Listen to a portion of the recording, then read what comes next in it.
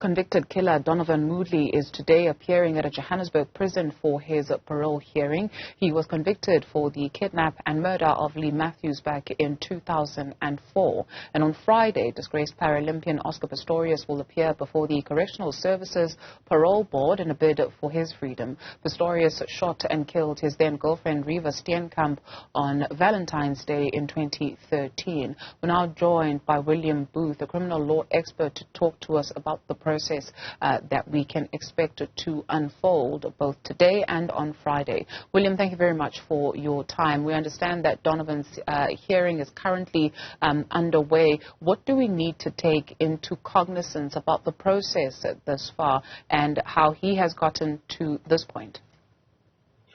Good afternoon. I think we must firstly start by distinguishing Moodley's matter from that of Pistorius.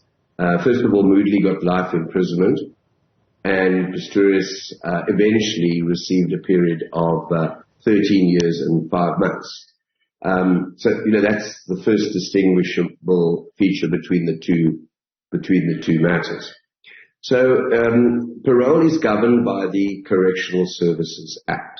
A person can apply for parole, usually if it hasn't been set out in the sentence by a court after a period of 50%, in other words, half of the sentence.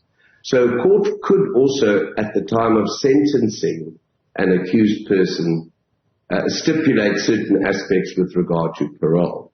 So let's say Oscar's matter, one would look at a case like that, and then the parole board has to consider parole after he's done half of his sentence. Has to consider, doesn't have to release him on parole. With regard to Moodley, in light of the fact that he received life imprisonment, the parole board has to consider a life sentence prisoner after a period of 25 years. So, we're looking at kind of a lot of factors that distinguish these two cases. What the parole board has to look at is obviously the type of sentence that was imposed and the facts of the case. One murder may be also distinguishable from another. There may have been mitigating factors in the one as against the other. So that has to be looked at.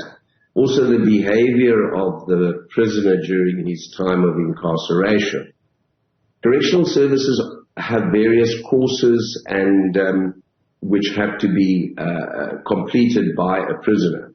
So the way he's completed those courses, he's also seen by a psychologist or maybe a psychiatrist in prison to determine issues relating to his emotional state, maybe his medical situation is also obviously very relevant. And then the parole hearing must look at his personal factors, let's say with regard to employment opportunities, with regard to whether he has a support system in the community, whether he can in fact be monitored. In other words, there is an address in a particular community in South Africa where he can go and stay and be monitored, because the parole board, if agreeing to release somebody on parole, can also set conditions of parole. In other words, that he has to, for example, do community service, he has to report to a officer of the correctional services at a certain place and time, just to keep a check on him and that he is, fitting into the community and is not re-offending. There are also other factors, and of course every case, as with court cases, so every case with regard to parole is different. So the parole board can look at other factors that it might think are relevant. One aspect could be with regard to, the attitude of the victims or the family of the victims. So whether there's been any engagement with the family of the victims, whether there's been some form of mediation process where they have met, obviously under the auspices of correctional services, and the feeling and the attitude of the victim's family. But I mean, that isn't the be all and end all. So the victim's family might say, well, this person must serve his sentence until the day he dies. So the parole, that could be the feeling. But parole board has to, kind of temper that kind of attitude and look at all the factors and then come to a fair and equitable decision at the end of the day.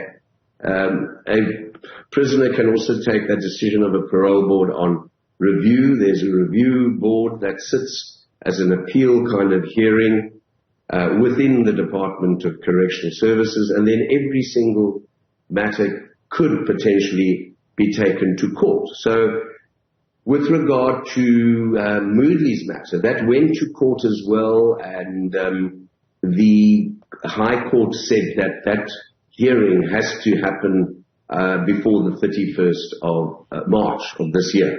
So that's why the hearing is taking place today. So the parole board should actually, if we calculate the period of time that Moodley's been in jail, should already have considered his parole. But they may not release him on parole. They may, say, well, we've considered everything. We will look at it again in a year or two's time. So, all of these factors play a role. With regard to Pistorius, there's the issue of the family and meeting with the family, and I think the parole board set some conditions in that regard. There was also a lot of confusion as to how long has Oscar Pistorius been in prison, because he served a period of time initially when his first sentence was imposed by the High Court in Pretoria, and then that was changed by the SCA.